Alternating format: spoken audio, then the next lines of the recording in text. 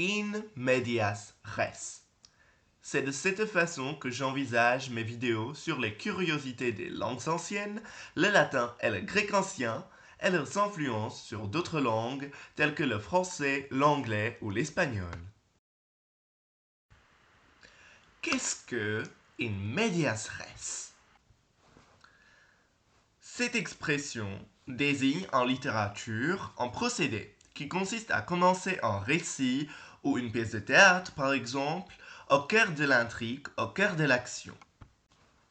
De cette manière, le spectateur ou le lecteur se voit plongé directement dans l'action. Mais qu'est-ce que signifie in medias res? Res, R-E-S, est un nom féminin qui signifie la chose. Mais vous le connaissez déjà, puisque vous l'utilisez dans le mot république, res publica, la chose publique.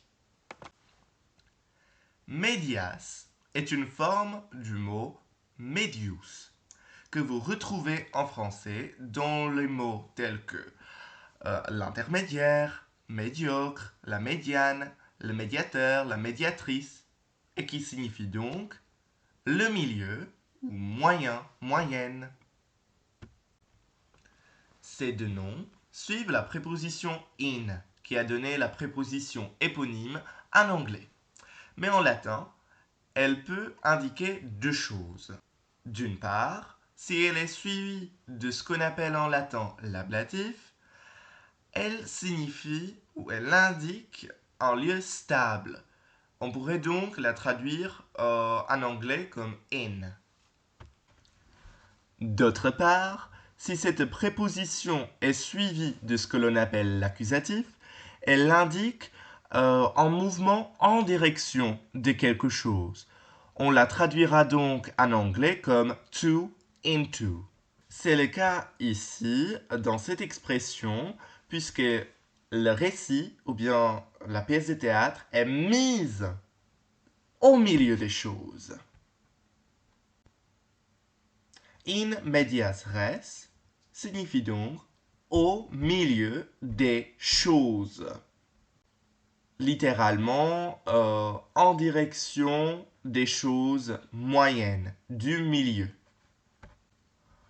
En guise de conclusion, vous pouvez remarquer qu'une expression qui paraît de prime abord exotique porte un sens qui est même explicite si vous connaissez son origine linguistique.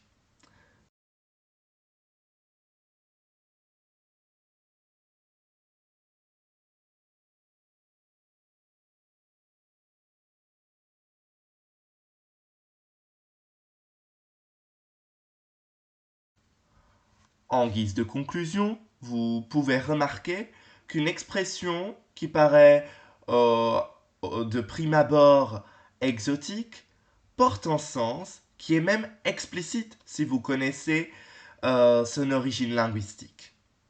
Ce sera donc tout pour aujourd'hui.